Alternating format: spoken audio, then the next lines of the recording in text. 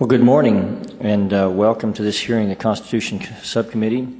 The title of today's hearing is Defending Marriage. The reason that we are here is that the Obama administration recently announced that it would no longer defend marriage.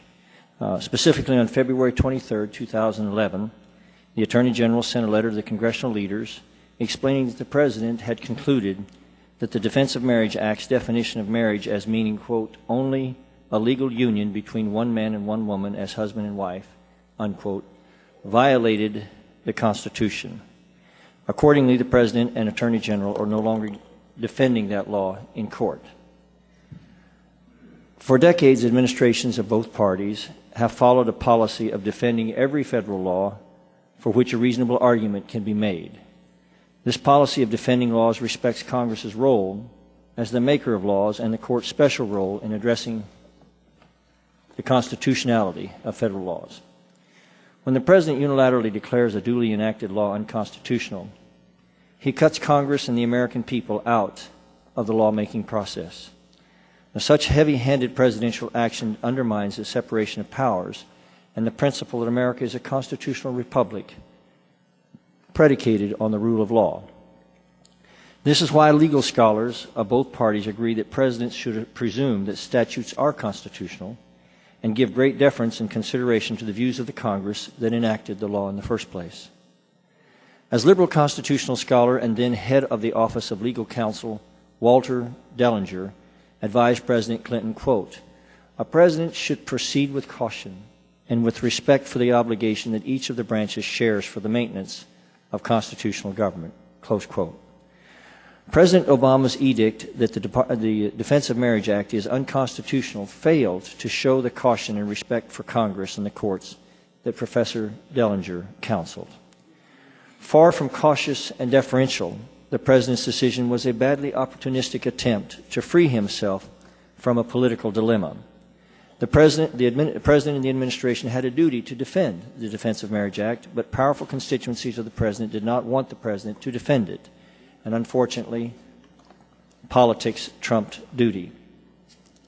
Now, it is true that past presidents have declined to defend certain statutes that they, in good faith, determined were unconstitutional. But never has a president refused to defend a law of such public importance on a legal theory so far beyond any court precedent and so clearly and transparently for political reasons. The President's decision to ignore his duty threatens both the structure of our republic and the time-tested structure of family itself. The arguments in favor of the Defense of Marriage Act are reasonable and right, and they have repeatedly prevailed in court. Children need a mother and father committed to staying together as a family. With all of its challenges, and they are many, and the attacks brought against it, traditional marriage has proven to be the most successful institution in humanity's history for the propagation and preparation of the next generation.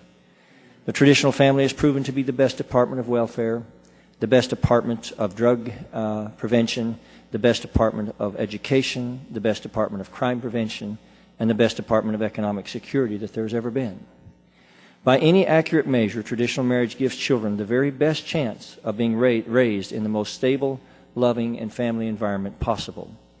By any measure, children raised in families with married mother and father, on average, healthier and happier than children raised in less ideal circumstances. For centuries, governments have passed and maintained marriage laws to protect this vital societal interest. Marriage is more than just an agreement by and between and for two adults.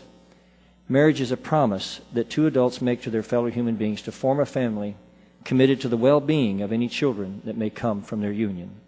It is an institution that has formed the primary building block of successful societies and nations for thousands of years. And to casually discard it places our children and future generations at risk. I am encouraged that the House is now intervening to fill the void left by the administration's abdication of its duty to defend the laws of the land. Marriage deserves to be defended. And today's hearing is an important step in that defense. And I look forward to hearing from our witnesses.